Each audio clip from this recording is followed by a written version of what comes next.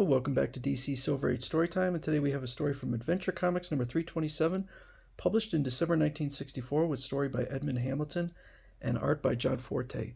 I've trapped you, Superboy. You did away with my son Clark Kent, but now I'll have my revenge.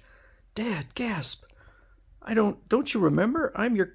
I'm Clark, and you're, gasp, killing me with that deadly kryptonite. This has nothing to do with the story. This is from another story, which is kind of weird because the Omnibus editions only tend to do the cover that actually has to do with the story, although it does mention that they're introducing Lone Wolf. To become a member of the glamorous band, the Legion of Superheroes, is an honor to which many aspire, though few succeed. But now the unexpected happens when the Legion wants to enlist a youth who refuses to join. Here is the dramatic story that lies behind the refusal of that strange and solitary figure, the Lone Wolf Legionnaire. He doesn't want to be one of us. This cracks me up. He said he must always walk alone. But why? So we go to a prison world where somebody's being sentenced for surreptitiously joining the Legion of Superheroes so they could destroy the new emergency board. And we get a look at... They had an old emergency board, which kind of looked the same. But here is their emergency board. They're watching Venus and Galan and Earth, and it looks like about, 8 to 10. This is supposed to be, linked to every world officials. So there must not be a lot of worlds. Our moon has exploded. It will rain destructive debris on our world. Superboy, Mon-El, only your superpowers can handle that emergency. So then they get a call from Zune. Speaking, Planet Zune speaking, our treasured space crystals have been stolen by someone with superhuman powers.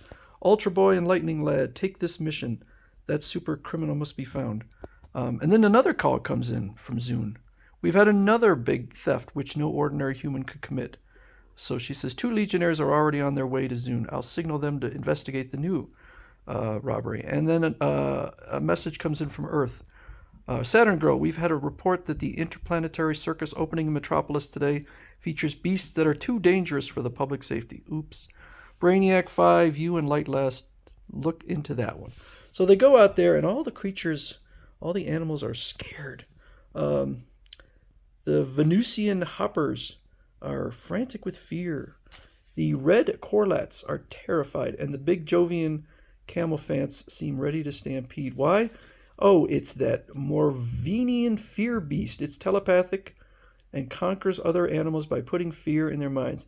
Now that you've made it light, I'll carry it out of here. Light Last did that. Wow, it seems like the circus should have seen that coming.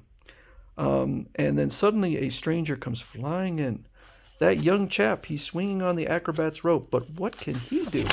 So he grabs up a spotlight and shines it into the camelphant's eyes, dazzling them. Our removing that fear beast has quieted the animals' panic, but you stopped the camelphant's stampede by your terrific feat, and we're grateful. I'm Brainiac 5. And I'm Light Lass. We're members of the Legion of Superheroes. Who are you? My name's Karth Arn. Goodbye.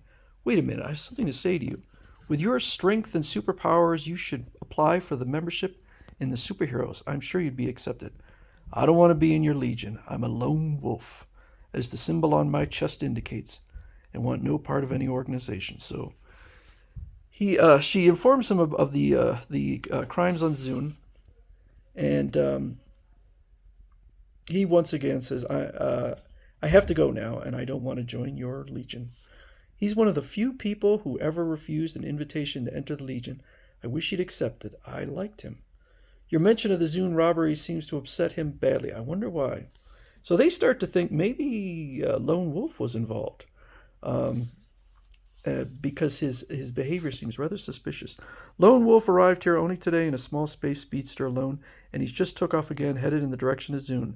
Then he's definitely under suspicion and must be followed. So they follow, they send out Sunboy and Light Lass. Ordinarily, I'd say Light Lass seems too fond of the suspect to go on this mission, but we're short-handed. All right, take our fastest cruisers.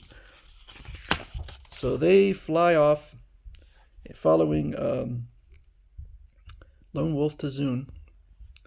Yes, our 3 suns rotate, so our sunlight changes color every 8 hours. It's red sunlight in the morning, yellow in the afternoon, and green sunlight at night. You said an electric eye guard camera had taken pictures of the space crystal robbery. Can we see them? But they can't really tell. Whoever this is has super strength, super powers, super agility, but the costume doesn't leave any evidence as to who it actually is. But there is one piece of evidence, which is that whoever this is leaves no fingerprints. Lone Wolf, this radio call is from the Legion cruiser behind you. We order that you land at once and surrender. So they're following him. When suddenly this blue force opens up, Lone Wolf recognizes it and dodges off, but the Legion ship is getting pulled in. The ray is pulling us into another dimension. If we're drawn further into it, we'll never escape. I'm using full power, but I can't break loose. So Lone Wolf sees their plight and drives his ship into theirs. I did it, but my head hit the control board. I'm blacking out. Okay. I guess he's got time to consider his state of blacking out. Brainiac 5 and Sunboy are all only knocked out and not badly hurt, and I wasn't even stunned. Lone Wolf saved us, but he isn't moving. He's unconscious, but otherwise not injured. Thank goodness. I was afraid you might have been killed. I couldn't have stood it. I'm glad I could help you escape, Light Lass, but I have to warn you, don't get too interested in me. Stay away from me. But why? Because I'm not what you think. I'm not a human at all. Well, there's a lot of members of the Legion that aren't human, and I think Saturn Girl would be considered not human, although that's not really what he means. But we'll find out more in part 2.